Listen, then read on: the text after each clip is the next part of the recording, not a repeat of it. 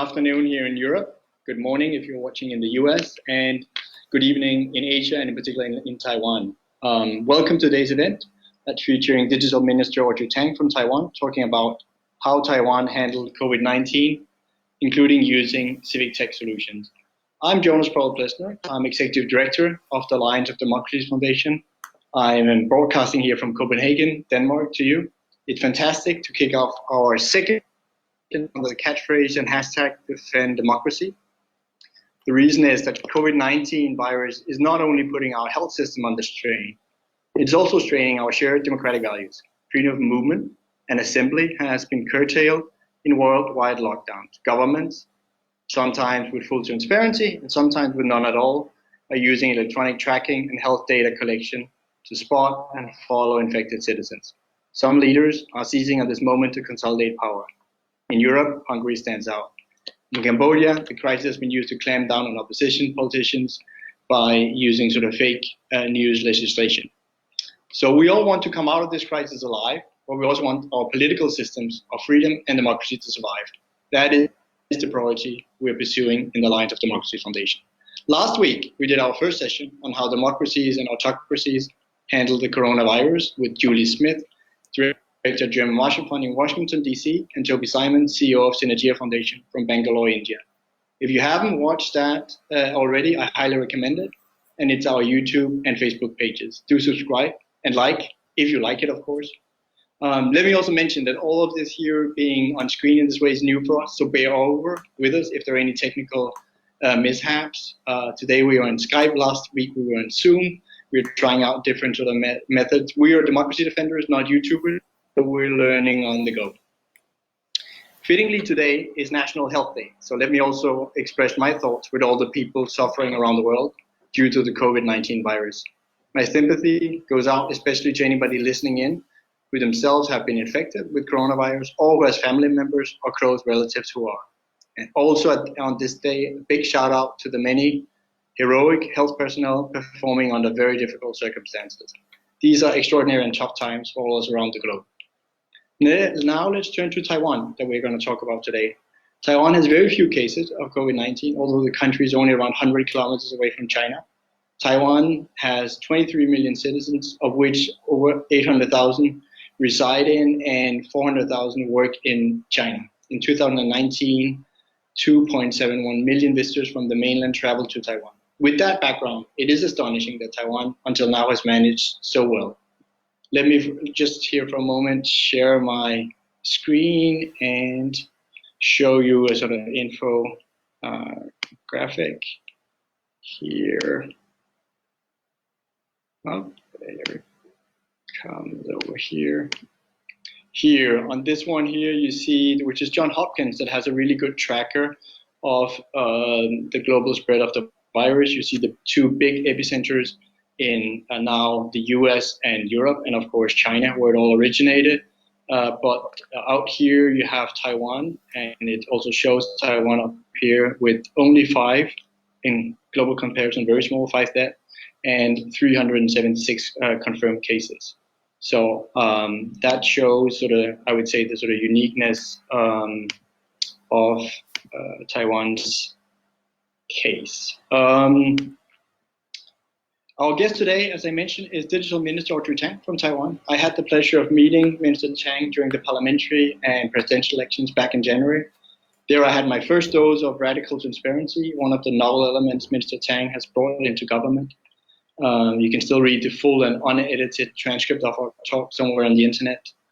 Based on that conversation and other interviews during the elections, I did an article for the American Interest on Taiwan's approach to disinformation, which is really fascinating. Minister Tang is somewhat of a rock star in the field of civic tech, of civic hacking, and came out of that circle before joining government. And Minister Tang is also a rock star on social media. So when Minister Tang retweeted this event, thousands liked it. So I hope many of you have also joined the session and are listening in.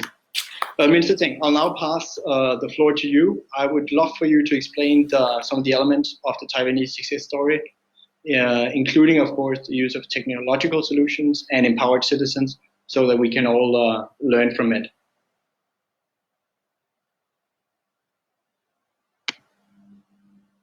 Hello, and I'm Audrey Tang, and good local time to all of you in the great beyond that is the internet.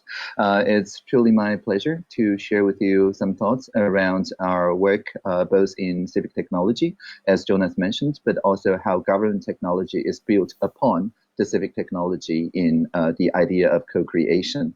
So I'm Taiwan's digital minister in charge of social innovation, and first I would like to show you my office. Now, Dr. Tsai Ing-wen, in her second term, elected and soon to be embarking on her second term now, said a very inspiring quote from her first term's inauguration speech. She said, "Before, we think of democracy as showdown between two opposing values, but from now on, democracy must become a conversation between many diverse values." And so you're looking at my office. This is really my office. We tore down the walls of an old Air Force HQ, and everybody can just walk in. There's no walls now, and have a conversation with me for 40 minutes every Wednesday from 10 a.m. to the evening. And this is the basis of radical transparency, means that everybody who talk with me need to agree that we put either the transcript or the full video online for everybody to see. And interestingly, in that circumstances, everybody lobbied for the public benefits for environmental sustainability, and nobody lobbied for private interest because they know that other stakeholders will be watching. And this is just one of the few social innovations that we experiment here in Taiwan. And we designed this not because it's fun, although it is fun, but because of necessity.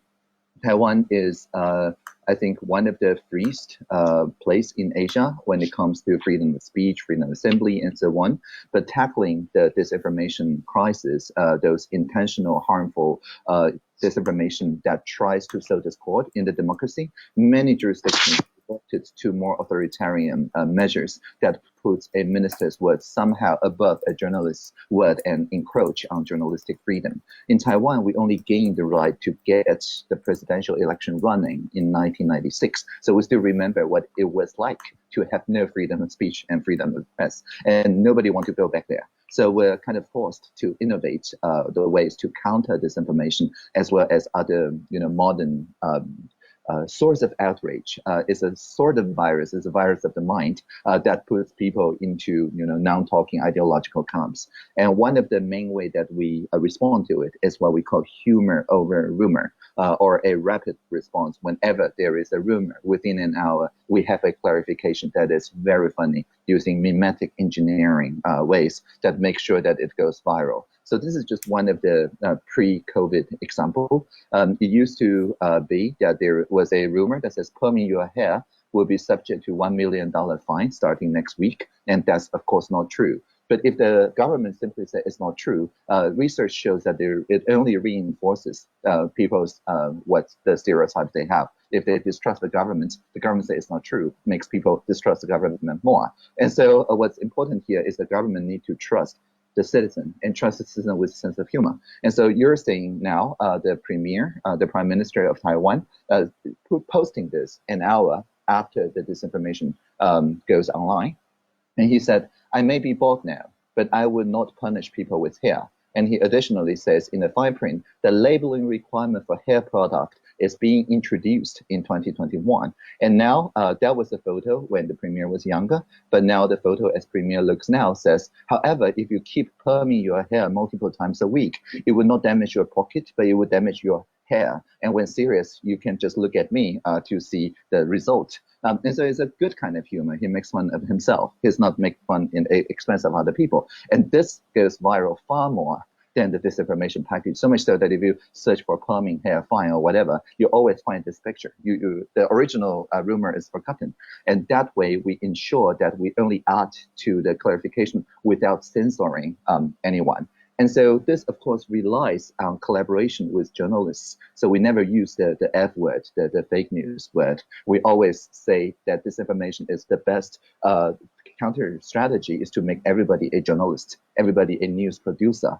And so in our basic education, starting from the first grade, starting last year, we teach not media literacy, which is about being consumers of media, but media competence, being producers of media, so that people can collaboratively join fact-checking communities and work with the international fact-checking network so that people whenever they feel that something may be a scam or disinformation or whatever, they can forward it to a chatbot, and the chatbot then forwards it to like a Wikipedia, like civic tech community called Kofax, and that in turn inspires many private sector tools that enable people to very quickly get into the clarifications and disseminate the clarifications to people. And the Taiwan Fact Check Center is an independent social sector organization that are professional journalists, and they work with those sources and to make sure that everybody see the honest advertisements and whichever things that has been deemed by the Taiwan Fact Check Center or other international fact-checking network members as misleading or as untrue, people, instead of taking it down, people see a see also link in social media, and social media leads them to learn more about the clarification instead of taking anything down. So that is actually our strategy, is just to add more information for a participatory journalism. And during elections, of course, we have special clauses that says we have a separate branch of the government called Control Yuan that publishes in raw data, open data, for everybody to analyze how campaign donation and expense work. And since the mayoral election, we discovered that a lot of social media advertisements was not filed as political donation or expense. So we did a semi-diplomatic conversation with Facebook and the like, saying that you either ban the use of political advertisement during election, or you publish it using our Control Yuan format, the raw format for everybody to analyze to make sure no dark operation is going on. And Facebook chose the later, Twitter and Google chose the former. But the idea is always that this is a social norm.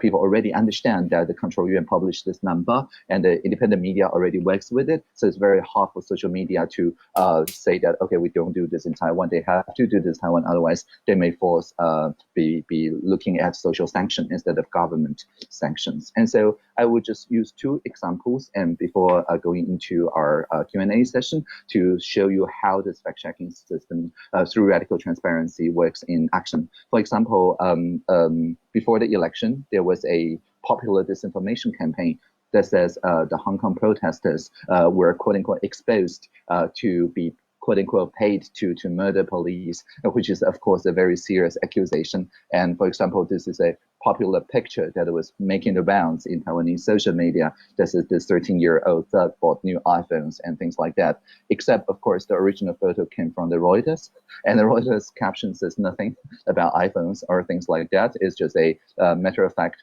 reporting. But we adopt a strategy what we call notice and public notice. That is to say, instead of taking any of this down, the Taiwan Fact Check Center, working with the international counterparts, located the source of this disinformation to the central legal and political unit of the CCP.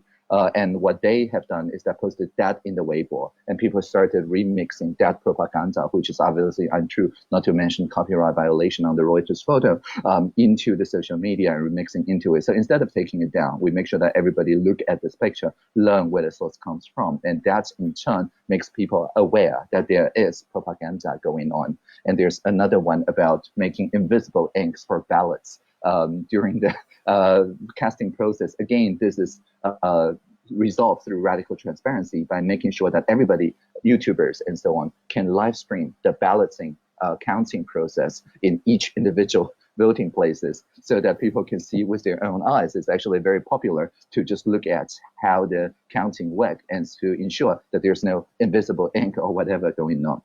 Now, I understand that this event is marketed with a COVID angle. So, and my example was the COVID example. So this is in the early onset of COVID. We know that this is going on last year, December 31, and we announced measures starting early January. So by February, everybody knows what's going on. And there's a large demand of surgical mask, medical mask. There was a disinformation that says a certain manufacturer sponsored 2,000 boxes of mask. Get a box free by clicking share of this post. Of course, it's a scam. Nobody really gained anything other than maybe phishing attacks. But in any case, this start making the rounds. Again, this is solved through radical transparency by working with the civil society. This is actually more than 100 tools now, including maps, apps, and chatbots. Everybody can see very easily where the pharmacies near them are, which mask are in stock, whether the adult ones or the children's ones, and they can very easily locate the pharmacies that still has the mask in stocks. The number is refreshed every 3 minutes or so. Although the numbers may not be entirely real time, it's still very useful. If you see a pharmacy runs out of stock, it's out of stock. So people don't waste their time going to the pharmacy that doesn't have the masks. And we use the National Health Insurance card to claim the mask. Now you can get 9 masks, surgical medical masks every 2 weeks. And so this kind of rationing through this NHI system is a lot of credit to the NHI to be able to work with the pharmacies and the pharmacists to agree for the social accountability of their work, so that you can check for yourself. If you go to a pharmacy, you swipe your NHI card, you get 9 masks. After a few minutes, you can refresh the browser and see the stock deplete by 9. And of course, we add to it a online ordering component and so on, but the core principle is the same. It is trusting citizens with open data, because we're a republic of citizens, or 民国 after all. But the citizens then in turn trust each other more because everybody can see what's going on. So this is like a crash course of the regular transparency and how it has been working countering disinformation, including COVID disinformation. And now over to you. Thank you. Thanks a lot, Minister Tang. Actually, there's one of the examples of among the 100 plus that you mentioned that I followed a little bit and would be great to hear here during COVID, was really this whole real-time mask map that sort of came out first of civic tech, then got, as I understand it, also used by government, is what you've been doing with the e-mask. Could you, I think, for all of us and all the listeners, explain a bit this sort of type of interaction between civic tech and government? I think that would be really fascinating. Certainly. So the e-mask system is our newest iteration, where people can pre-order masks instead of getting them in real time from the pharmacies. But before I explain about the e-mask, I need to go back to why the real-time mask map was produced. So in the very, very beginning, the mask distribution was through convenience stores, but there was no NHI card component to it. So the result is that people who know that certain convenience stores start replenishing their stock around 2 a.m., you see people riding motorcycles, scooters around 2:15 and start going to convenience store after convenience store to get all the masks. And not necessarily because of hoarding, but because of people who don't know for certain that whether the production will be enough. There's a lot of disinformation and misinformation going around. So there's a civic hacker named Wu Zhanwei in Tainan, started working for the convenience stores to be mapped on the Google map, so that they can see that which convenience stores still have stock, relying on people to report their experience to this map. Now, he designed this just for his friends and families. He certainly did not plan it to be used by the entire country, but people started using it, and for real. And very quickly, his Google Map API build started to soar, and he has to close the service. But this is the spirit of social innovation. It is something that we did not anticipate from the government side, but we see that there's a real social demand of it. But we need help from the private sector. For example, Google eventually waived all their Google Map fees, and also data from the public sector, so that when we switch to pharmacies, I showed the Premier, who is in a much higher resolution here. I showed Premier Su. This is the convenience store mask map. That was the map back then. And he immediately understood what this is about. He says, oh, this is just like a GPS navigation application. If there's a busy lane, it shows red. It takes me to a detour, which shows green, means that it's more available, and things like that. So he understood that immediately. And then we work with the NHI on the open data. So now one of the other applications is that we have a shared dashboard. Everybody can quickly see how many adult masks there are, how many masks are in store, how many masks are available, and things like that. And that enabled us to rapidly change our pharmacy supply chain, so that we issue more masks to the pharmacy that has the more requirements, and we stop issuing masks to the pharmacies that is already struggling to sell their mass rationing portions. And so this also enables evidence-based policymaking that everybody can confirm, instead of it's a black box between the pharmacies and the NHI. It is actually everybody can confirm that yes, it really is, it makes sense for us to make such adjustments. Now, the EMAS part is to solve a specific problem that this puts a lot of strain on pharmacists, because still it's first in the line wins, right? So a pharmacist have to spend 2 hours to up to 5 hours a day just satisfying this mass buying experience. And although it is very fair, it is also causing a long queue, which is less of a problem now because we don't have as much of the community spread, but may become a problem in the future. So we have to anticipate that. So even with the mass map and the pharmacies, we see that there's a lot of people who are struggling to get masks because the pharmacies may close around 9 p.m. And there's many people, especially in the large municipalities, that work well after that. And so because of that, we have to design some way that opens 24 hours a day. And of course, it's not by asking the pharmacists to work 24 hours. It's by working with the convenience stores. And the convenience stores are all very okay with that, because they know with the pre-order, it is actually to their benefit if they can bring in millions of people every week to collect the mask. And there's like twice the number of convenience stores compared to pharmacies. So it's not replacing pharmacies, it's adding to the pharmacies. So we triple the amount of the places where you can get the mask rationing. And so I spent personally less than 1 minute collecting my pre-order. And this week we're beta testing this idea of taking my NHI card and renew my pre-order as soon as I collect it. There's a few convenience stores already working with journalists to like ask a random 80 years old or 70 years old elderly person to try out the process. And I timed my process. It took me 55 seconds. And TVBS, a local media, measured that an elderly person well in their 70s took 1 minute and 5 seconds, which is only 10 seconds more, means that our user experience is pretty good. And that will then soon enable them, instead of queuing, go to a nearby convenience store and use their NHI card to both collect and pre-order their masks.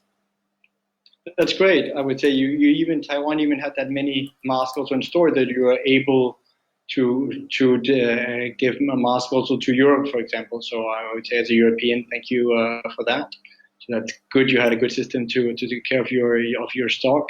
I forgot to say initially that, but I can see they're already ticking in that. Of course, we take questions also from our Facebook live session.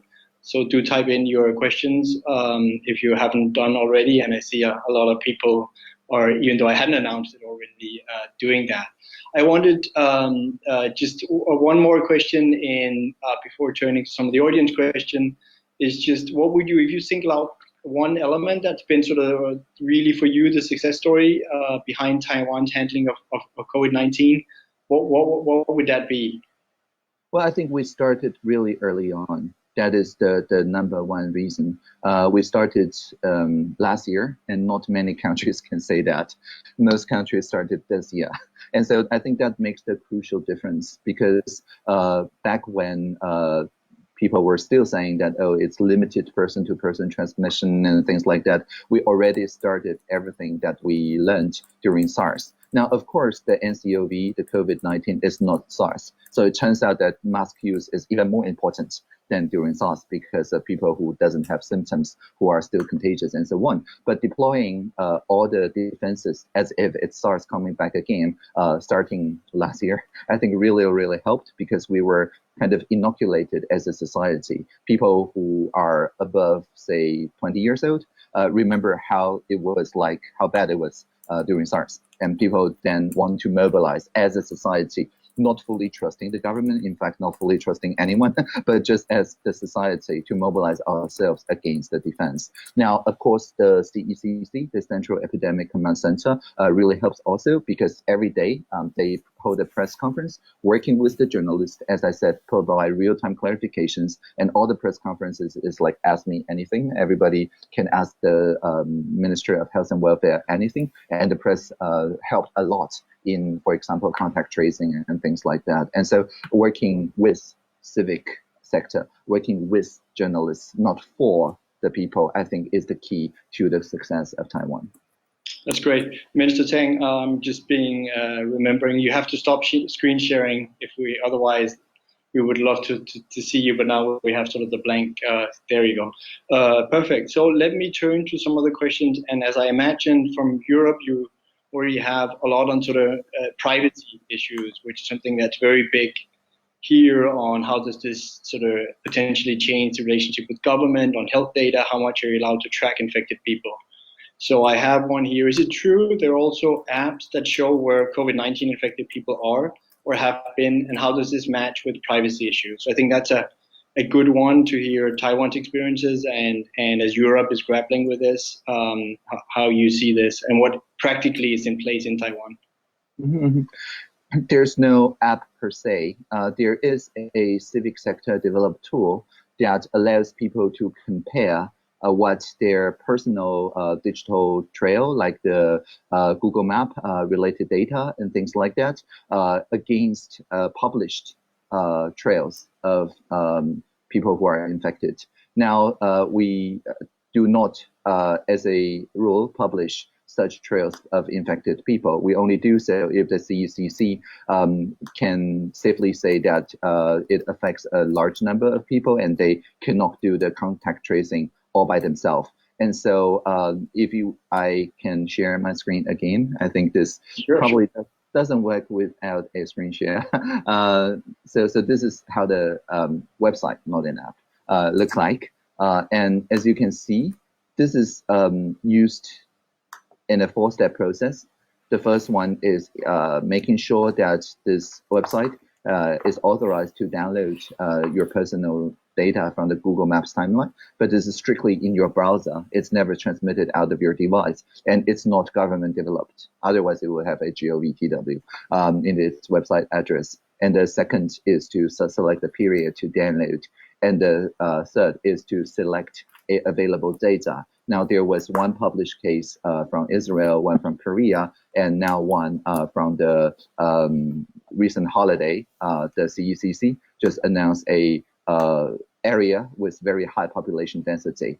Now, this tool enables you to compare your own personal trail from the Google Maps against the declared high population density areas. And that's it. There's nothing more than that. Now, of course, the same technology has been used also for people in Israel and in Korea to compare against the cases, for example, the Korean website that shows the detailed location of confirmed cases. But at the moment, we're not, as a rule, publishing that from the CECC, but we are publishing the high population density, highly risky areas, and so on, but without revealing any personal information. And we think it strikes a balance.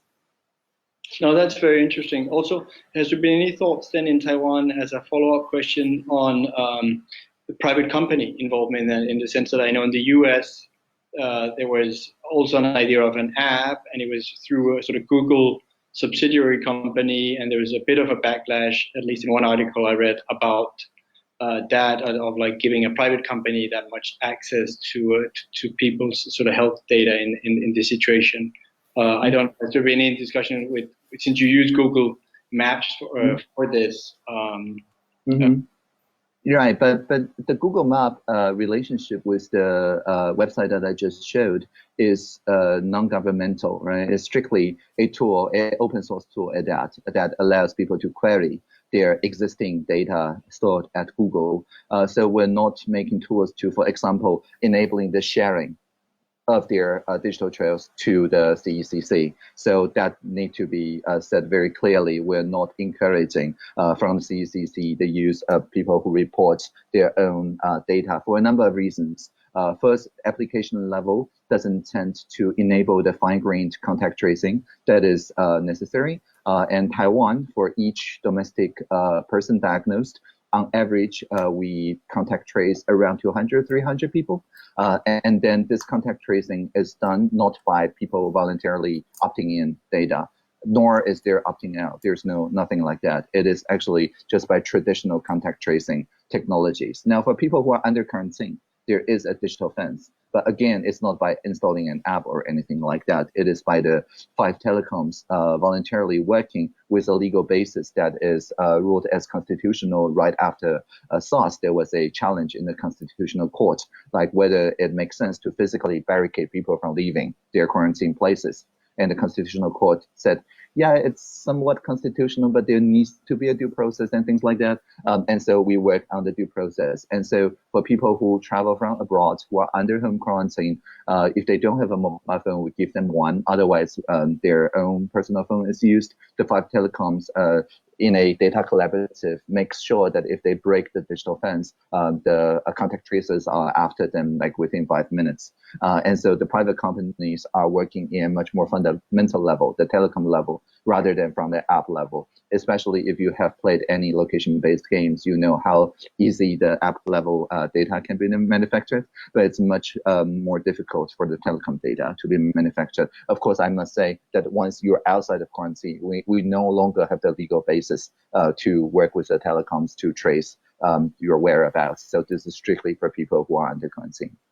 Okay, no, that's an interesting clarification. I did read an article in The Guardian with a Canadian who was came from South Korea, was in and had opted into that program, but then had to change Airbnb, and then it gave him messages that he was outside his zone, but then he called the police and they said it was fine. So I would say that at least shows sort of the benign sort of use of this.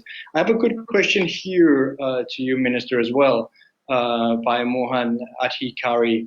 What do you suggest for poor countries with poor technology like Nepal? I imagine maybe this is a question from Nepal, but that's definitely, I think, a very good issue of how much, of course, not just in Europe we can learn from it, but how in countries that don't necessarily have the same access to technology. Mm-hmm. Yeah, I think it's vastly important that public health information is disseminated even to the most rural places, the place with least digital access, the place that relies on landlines and things like that. Because if you don't have sufficient information, people get curious, and people get curious, they tend to buy into disinformation or conspiracy theories that actually works against any public health measures. And so a consistent communication, even through like traditional radio, even through traditional broadcasting mechanisms, is vastly important. And that's why the CECC Command Center press conference is so important. Every time they do a press conference, not only they live stream it and show it on a public channel, but they also communicate it and translate it also. So there's a Taiwan Sign Language interpreter next to each of the press conference speakers, and the Ministry of Health and Welfare have a spokesdog that then translated these into memes, into songs and lyrics and whatever things that catchy tunes. I think this is a catchy tune that says something about the psychological importance of people under quarantine, that people who are their friends and family should give them plenty of Skype calls, not Zoom calls, because we just banned the use of Zoom for government today, and making sure, or GC calls.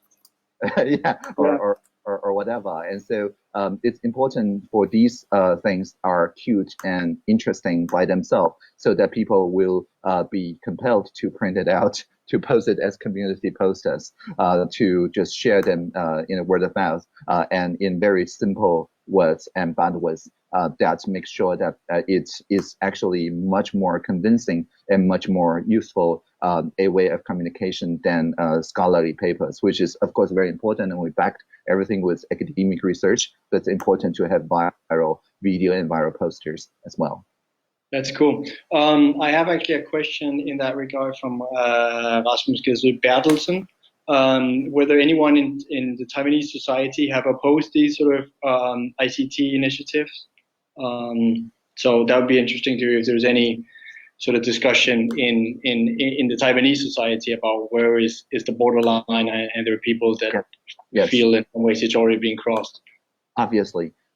Because we, as I said, a minister's word is only as good, maybe less, than a journalist's word. So we have plenty of people challenging not only the constitutional basis, but the fair, like the amount, the proportional doctrine of application of law in that regard. And people are also challenging, for example, the ICT technologies, like what is the data retention rules, who audits it, and things like that.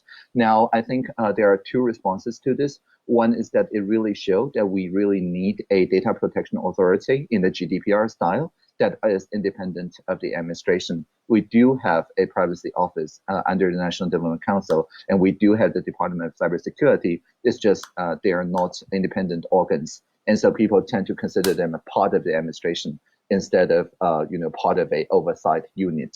Now, this year, we just had a change in the formulation of the National Human Rights Council in the Control Yuan, which is a separate branch. You can't get even, right? It's a separate branch that only controls and audits our human rights violations from the administration. And so we would say that if the Human Rights Council forms in the Control Yuan, and if our personal data protection unit becomes an independent organ as GDPR requires us to do, where I think that's the only thing between Taiwan and the GDPR adequacy, I think it will have a much more agreeable legitimacy platform. But this is a matter of public debate, and people are publicly debating it. We're not resting our laurels saying 91% of people supporting the CECC. That means still there's 9% of people who do not support the CECC and its measures. And the second response from also, I think, from Rasmus is that has any actor attempted rent seeking? I'm also looking at the comments. So right. It's a fair question. So our national health insurance system is a single payer, very fair system that makes sure that everybody, even people who are not national citizens but are residents and or migrant workers and things like that, all have access to universal health care. And so that system in itself has already a very balanced and nuanced system that ensures if you show symptoms, you know very well that it will not cost you much or even anything to get treated, to get diagnosed, to get PCR tested, and so on. Now, if any of the NHI system is expensive, that creates opportunities of rent seeking for obvious economic reasons. But because NHI is universal access and single payer, we don't face as much rent seeking as other jurisdictions do. I had a sort of general question for you. How much of a difference it has made that Taiwan is a democracy in the way you've handled it? You, of course, have to contrast just over on the other side of the strait with the People's Republic of China and their sort of much more authoritarian handling of this. How do you see it? I may be biased because both my parents are journalists. I think that the freedom of journalism is really everything. Because without the freedom of the press, without journalists and citizens motivating to participate in journalistic work, that's just a fact finding.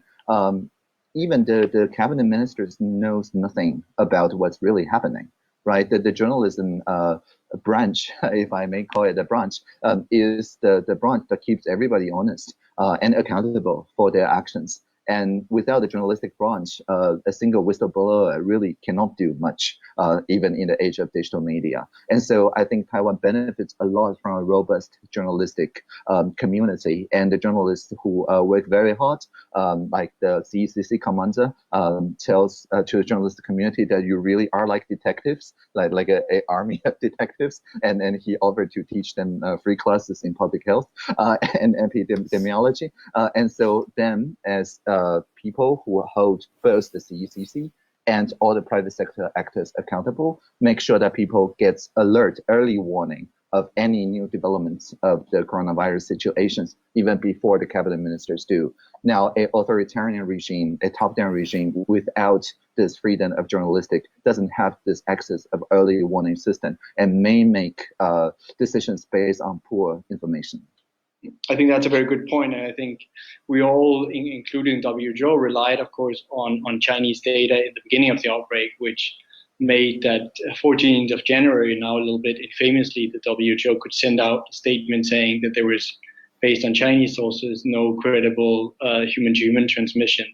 And as you were saying, from the Taiwanese case, you already started to take precautions even 2 or 3 weeks before that, where a lot of the rest of the world trusted what came from the WHO based on China. And I also think, which I've written in articles, that had there been media freedom in China and you had brave doctors that were alerting already in late in December as well, then of course it would have been a different situation for all of us. So in that sense, for me as well, the lesson to take away is that press and media freedom, even though my parents are not journalists, is also. So I agree with you, Minister, on that. So that actually leads us to WHO, where I have a question here from Jesper Denborg. What is your reaction to WHO not acknowledging Taiwan, most clearly shown by Bruce Aylward, who talked about China instead? How will you think it will affect the fight against corona in Taiwan as well as worldwide? And before I do that, I think I can also just do a share. Remind everybody of the moment, will you? We can, let's see if I'm also. Now I have trouble finding it. Here it is. So let me. With that, I'd like to thank you very much. Oops, a little bit further back. Yeah, you kind of spoil it. Yeah. Okay. Now I'm here. So this is. Will the WHO consider Taiwan's membership?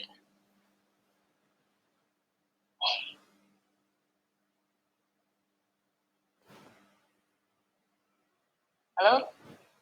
I couldn't hear your question. Okay, yeah. Let me repeat the question. No, let's move to another one then.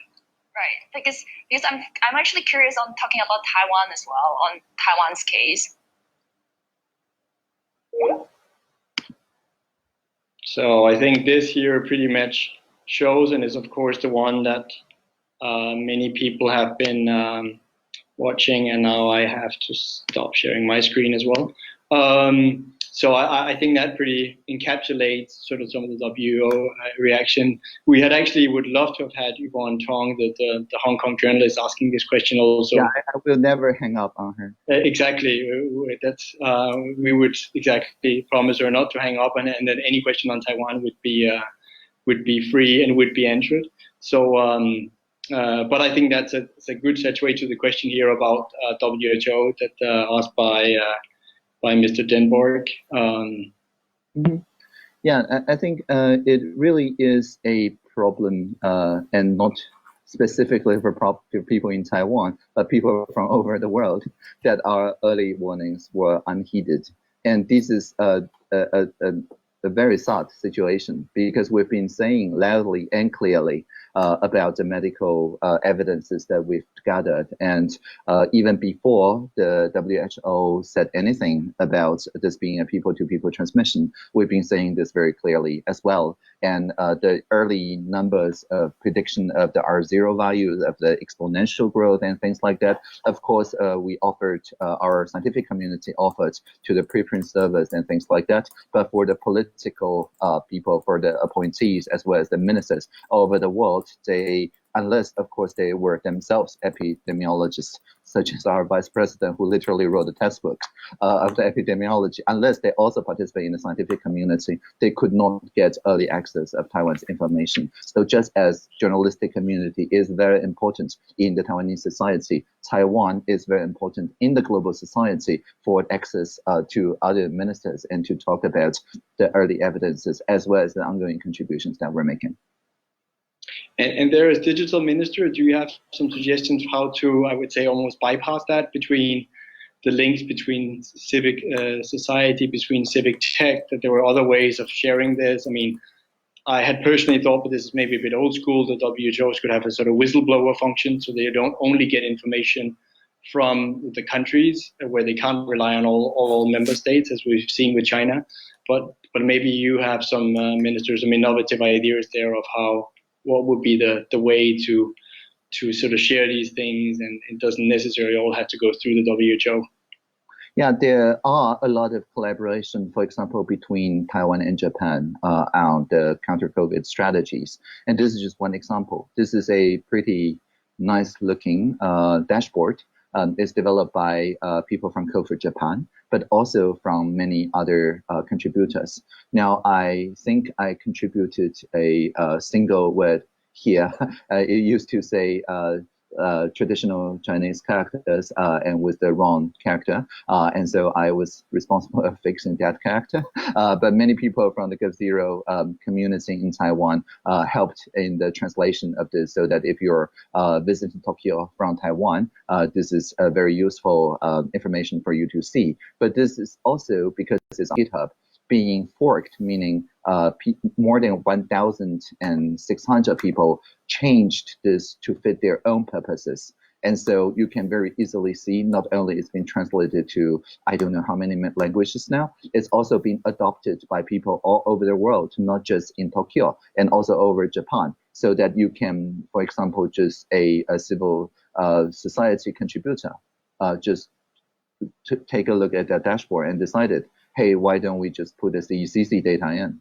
And then you have the same data from here. So that ensures not only a compatible API and format, but also a robust civil society that can work across countries and jurisdictions. And all this, because it happens in open source without any copyright or patent restrictions, I can contribute as a civic technologist, not as a digital minister. And the Kofu Japan people can then adopt my contributions and improve their own websites and then share it all over the world. And so this kind of open source contribution, or open innovation as we prefer to call it, I think is key in not being barricaded by the multilateral rules that currently precludes a lot of Taiwanese meaningful participation. That makes sense. I have another WHO-related question by Musumi Mitsushima. The WHO is still negative on the public use of masks, and ask about Taiwan's promotion of mask use from the sort of very beginning. And I think having the citizens or even expert ask for scientific evidence at that time.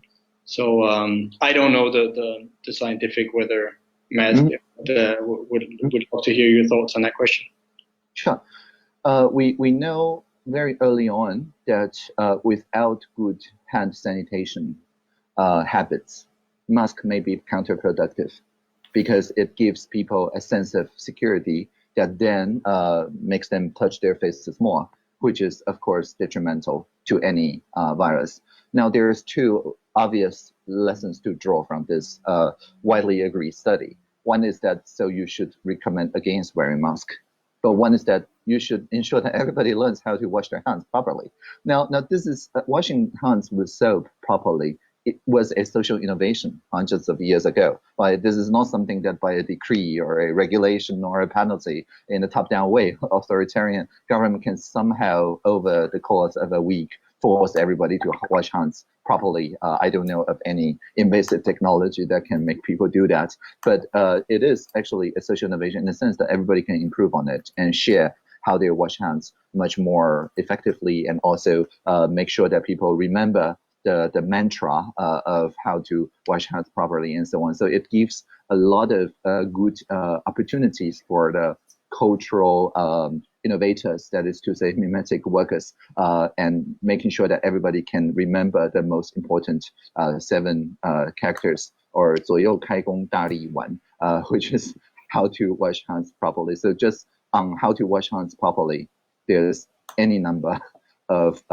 memes and remixes and comics and whatever that tells about hand sanitation, and our deputy premier, as well as actually a lot of people, just serve as hand models, I guess, and shared whichever way that they consider to be the most viral when it comes to getting people to wash their hands and so on. So what I'm trying to get at, hand video, Tang? The Corona hand washing video? No, you have your own hand washing video? I have one about using an electric rice cooker to revitalize mask. And I have not just one, I have, I think, 10 now. And so it's in many languages. I don't know which languages strikes your fancy, but maybe we will do a German one. Heute würde ich gerne demonstrieren, wie man eine Schutzmaske revitalisieren kann. Sie brauchen einen elektrischen Reiskocher, getragene medizinische Masken und eine Uhr. Öffnen Sie den Reiskocher und legen Sie die Maske flach in den inneren Topf. Fügen Sie kein Wasser hinzu. Schließen Sie den Deckel und schalten den Kocher an. Warten Sie 8 Minuten. Öffnen Sie den Deckel und lassen Sie den Topf abkühlen. Voila, die Maske ist revitalisiert. Taiwan kann helfen. Now, of course, I'm required by the CECC to say that this procedure to apply dry heat with electric rice cooker can only be repeated to up to 5 times, and it's applicable only in indoor and low-risk places. And if you use an electric cooker, an IH cooker, you need to maintain a certain temperature for this to be useful. But I think this shows social innovation also, because this is not a government decree. In fact, it was contributed by research of Professor Lai Chunyu, and in a research that was published way before the TFDA approved of it. But now, after TFDA did their own independent experiment, we can start rolling out those viral videos to make social innovation also something that people can learn throughout multiple languages and in their mother tongue. So I think what we have drawn from the conclusion of this widely accepted research is that instead of not trusting the people to wash their hands properly and therefore advise against mask use, we're saying, what if we make washing hands really hip and really mimetic and really cool, so everybody wash their hands properly, and then we can make sure that people wear masks the right way. Thanks, that's great. I mean, also a shout out from me on the fact that you have them in different languages. Something I've seen here in my own home country doing this is that we've had regular press briefing by the Prime Minister, but all the time we had sign language, but not sort of subtitles for all the citizens that and residents that are living here that actually don't understand Danish. So I think that's an important that you had it. I could see in YouTube in all the sort of different languages. We have a question from Emily McKelvey. I'm curious to know if Taiwan is working on recovery data from COVID-19 patients that fully recovered, whether they're building a database or GitHub that is part of the kind of data that's still missing. Mm-hmm. Yeah, I think the thing with Taiwan is that our data of that is also kind of small because we have a small number of cases. So there's a few samples to draw scientific conclusions from. We do, of course, publish studies from the few cases that go through the full treatment, because, and by full treatment, we say here that you have to test 3 times negative to go out of negative pressure ward. And so it's a far more strict, and so we don't have people who go out of the ward and then test again as positive and go back to hospital. We don't have that. And so I think more than a GitHub page, I think this whole process of a very strict clinic using hospitalization guidelines, that is what CECC regularly publishes. They also publish guidelines when it comes to public gatherings and so on. I think Prime Minister Ardern from New Zealand says when it comes to guidelines of that sort, whatever Taiwan does, New Zealand follows. and so we do have some contributions to like-minded liberal democracies. So that is a really good question. I don't know whether we have enough samples to draw scientific conclusions, but I would check with the CECC. Thank you. I was curious about also, I've talked with you about this before, and I've seen your TED Talk where you talk about co-regulation and how sort of like new ways of making laws also through internet conversations. So I was thinking whether you're planning to use this in Taiwan, maybe not completely short term, but again, this longer term of how do we after, I mean, right now it's about curbing the pandemic, but then it's also about this sort of longer term, what is the new division between government, citizens, data, and health tracking? I mean, whether this is an area that you're looking at making a sort of co-regulation, and maybe explain people that joined us here a little bit more about your approach to making regulation that way. Certainly. So in my office, which is the Social Innovation Lab with our walls that everybody can visit, I hope you still remember that, everybody can just go here and propose a social innovation that are potentially against the law. And sometimes it is the law that need to be adjusted. Sometimes it is the social expectation of technology that needs to be shown firsthand experience. But no dialogue can happen without actually visiting the site where innovation And so, for example, tour around Taiwan to the most rural places, to the indigenous lands, to offshore islands. And because in Taiwan, broadband access is a human right, even on the top of the Savia, the Yushan Mountain, it is actually very easy to get broadband access for 15 euros a month at 10 megabits per second of unlimited bandwidth. And because of that, anywhere in Taiwan that doesn't have this kind of broadband connectivity is personally my fault. You can let me know and we'll look into that. And so wherever I go, I'm guaranteed to have a connectivity back to the social innovation lab in Taipei, but also in the other 5 municipalities to make sure that all the section chief level officials can hear straight from the social innovators what kind of social innovation they're considering that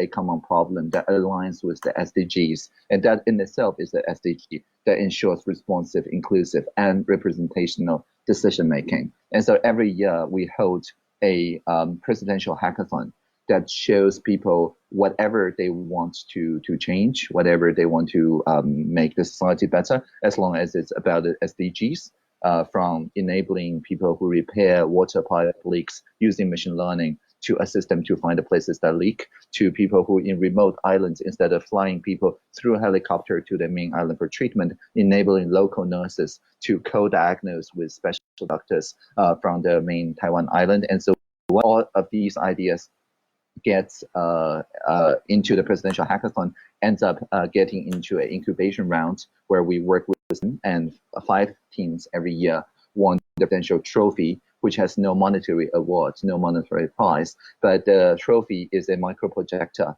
If you turn it on, it shows Dr. Tsai Ing-wen, our president, giving you the trophy and promising that whatever social innovation you have done, what data collaborative you have built, we are committed to make it a national policy in the next year. And so this is the kind of presidential binding power as a award for co-regulation. And as I mentioned, the remote island nurse case was actually because it was illegal for people in the main Taiwan island who are specialty doctors to offer diagnosis and so on through telecommunication to the remote islands. Nowadays, it becomes very fashionable, but back then it wasn't. So in any case, we worked in a kind of sandbox to try this out for a couple months. And people said that they make the local families trust the local medical workers even more, right? So it is very important to show that it actually shares the knowledge for the social innovations to all the remote islands and also indigenous areas involved. There's more than 100 places of these. And so they won the presidential hackathon, and the minister said, okay, this requires a law change, and we have to talk to the Minister of Interior. It's not just a thing of Ministry of Health and Welfare and so on. And so they just turned on the trophy and summoned the president, and then went and had a meeting, and they adjusted the telemedicine law for this case. They allocated budgets, making sure that everybody in the remote islands and so on have the access of such social innovations. So every year, as a Taiwan citizen, anyone can join, literally through the join.gov.tw platform. There's more than 10 million visitors out of a country of 23 million people. Everybody can vote on the top 20 cases that received the incubation. This was the top 20 in the previous year, and this year it's still ongoing, and you're very much come to look into presidential hackathon and offer. We also welcome foreign participants. We make sure that even if you, for some reason, cannot travel, I wonder why, we make sure that you can be telepresent as a robot through a telepresence robot when it comes to the day of workshops at Presidential Hackathon. That's fascinating. I'm getting, Minister Tang, another question in here, which about how much, well, I would say our session is part of that, but how much you're promoting, sort of exporting the approach you've taken, particularly on public health data to other countries, and I think in particular sort of Europe. Yeah, as I said, the civic tech level collaboration as well as the academic level collaboration that has never stopped. So on the major data sharing opportunities, I think we're all looking very closely into that. There was a, I think, Hyperledger, what was it, the Hyperledger initiative in the WHO that talks about data sharing. I think that's very, very interesting. I think one of the people who asked the question there as well of using distributed ledgers to make sure that people cannot backtrack on the data that they offered. And Taiwan, of course, with the fintech sandbox laws and a lot of Ethereum developers are experts in taking the ledgers and into public use and not just for private interests. And so I think we're is that distributed ledger. Is that the same as a blockchain? Well, this is like saying that whether search engine is the same as Google. Blockchain is a way to implement a distributed ledger, but you don't have to form a chain. There's also a cyclic graph or whatever. But instead of showing, that I'm a nerd exhibiting nerd immunity, I will spare you the details and say that I use the term ledger because it enables people to hold each other accountable. And to me, that is the main social benefit of adopting that technology, is that instead of relying on a single source of auditing or a single source of failure, this enables, for example, people in Taiwan, I'm sharing my screen again, through the airboxes, more than 2,000 stations, I think 10,000 stations.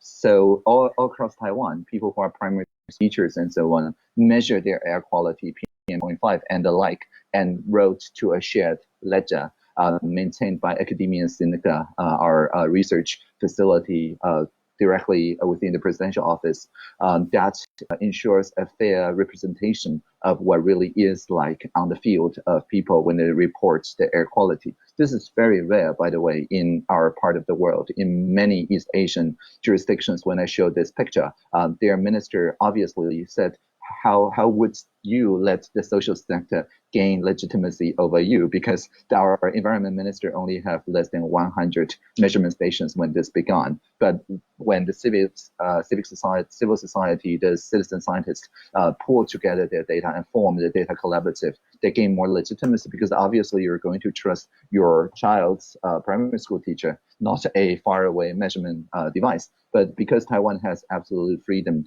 of speech and so on, we say we cannot beat them, we must join them. So we negotiated with this particular data collaborative who tells that they would allow the government to inspect and calibrate their algorithm and share their data on the National High-Speed Computing Center. But in turn, they ask us to look into some missing spots here that are sometimes industrial parks and so on that are private property, and they would love to get airbox too. So it turns out that the municipal government owned the land in the industrial parks. So we installed their design of airbox in a cross-sectoral collaboration. But it's very important to say that this is mostly about education for sustainable development and global citizenship. So all the steps the private sector wants, the manufacture of such airboxes, the distributed ledgers, all do it, and so on. All these are open hardware. So anybody, anywhere in the world, with Raspberry Pi or with Arduino can just have the code and start joining this network. And so I think this, I'm using air quality as an example, but this applies equally to COVID, climate change mitigation, and to many places where you trusted data store that without putting a lot of resources into audit, that people cannot backtrack on their numbers. Well, thank you, Mr. Tang, for that. I think that will more or less be our last question. I promised you a sort of a hard stop here at 30, so and I'm probably we are keeping you from maybe from your dinner, and so I just want to sort of say thank you for spending time with us. I'll give you here a little clap here. I think in these times of social distancing, it's still good to maintain some of our rituals of the society that we used to. So. Democratic Taiwan, as you've really shown, has a lot to offer the world, not just when it comes to handling COVID-19, but also more broadly on how we transform into, I would say, well-functioning digital democracy. So there, I think there's a lot to learn. Again, we're doing this series of talk under the hashtag Defend Democracy. Stay tuned on our Facebook, Twitter, and LinkedIn pages for more talks coming to you. Globally, we of course need to combat the COVID-19 virus. But we also need to make sure that our democracies stay healthy. And with that, I would just say thanks and goodbye. Goodbye. And I would say Taiwan can help. Thank you. A good way to end. Thank you, Minister. Bye.